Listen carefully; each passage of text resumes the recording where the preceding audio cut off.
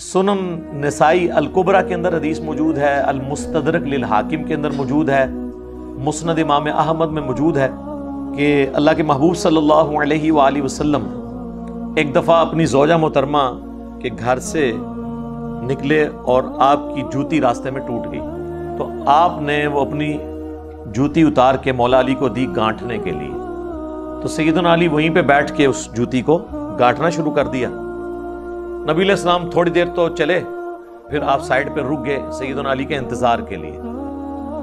اور پھر حضرت علی کی غیر موجودگی کو غنیمت سمجھتے ہوئے نبی علیہ السلام نے اپنے باقی اصحاب سے کہا کہ دیکھو اللہ تعالیٰ نے مجھے نبی بنا کر مبعوث کیا، ایز اے لاسٹ ریزارٹ مجبوراً مجھے اپنے قبیلے کے لوگوں کے خلاف ان کے کفر کی وجہ سے تلوار اٹھانی پڑی، قرآن کی تفسیر کی خاطر کافروں کے خلاف مجھے تلوار اٹھانی پڑی، لیکن تم میں ایک ایسا شخص ہے جسے قرآن کی تعبیر کی خاطر مسلمانوں کے خلاف تلوار اٹھانا پڑے گی۔ اب یہ بہت بڑی بات تھی، وہ کام جو نبی علیہ السلام نے نہیں کیا، یعنی مسلمان کے خلاف تلوار اٹھانا،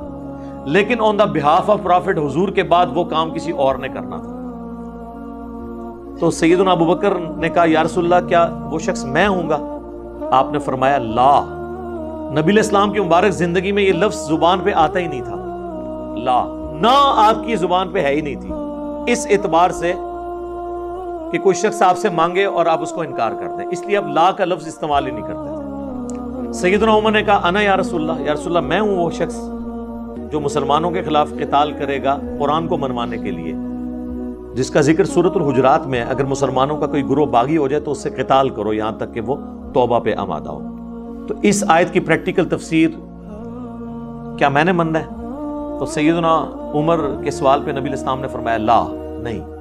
بلکہ وہ شخص ہے جو میری جوتیاں گانٹھ رہا ہے۔ تو صحابہ اکرام دوڑے مولا علی کی طرف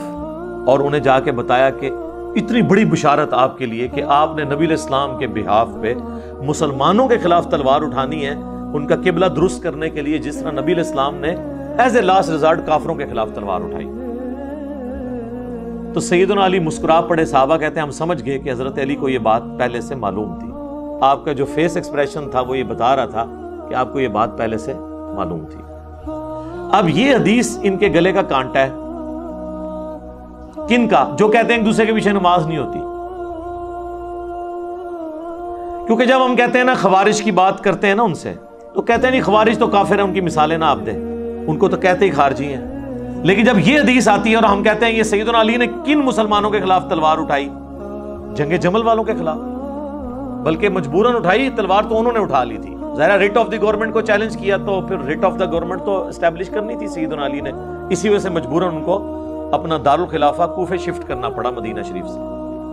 کیونکہ سیدہ عائشہ، سیدنا طلحہ، زبیر رضی اللہ عنہم اجمعین، ہم تو ان کے لیے احترام رکھتے ہیں الحمدللہ، دنیا اور آخرت میں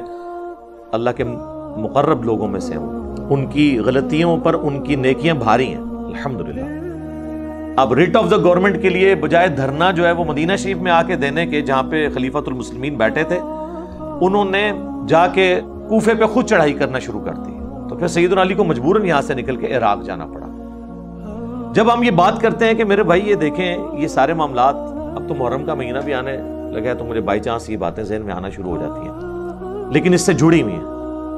ہم کہتے ہیں مسلمانوں کے خلاف جو تلوار اٹھائی نا، اس سے مراد پھر جنگ جمل والے اور جنگ صفین والے لوگ ہیں، کیونکہ مسلمان تو حضرت عائشہ، طلحہ، زبیر رضی اللہ عنہم اجمعین اہل جمل، اور اہل صفین میں حضرت معاویہ، حضرت عمر بن عاص اور حضرت مغیرہ ابن شعبہ رضی اللہ عنہم اجمعین،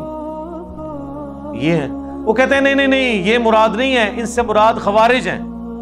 کیونکہ حضور نے فرمایا تھا مسلمانوں کے خلاف حضرت علی کو تلوار اٹھانی پڑے گی، تو یہ جو آپس کی ان کی جنگیں نا، ان میں ہمیں خاموش رہنا چاہیے۔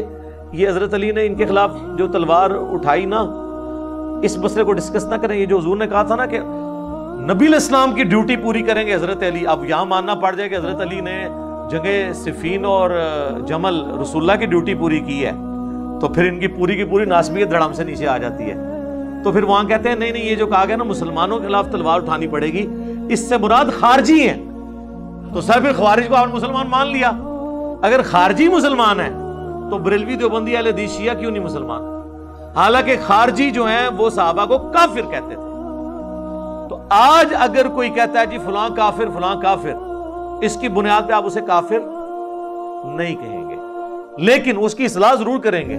کہ اس کی وجہ سے کفر دون الکفر تو ہو جائے گا نا.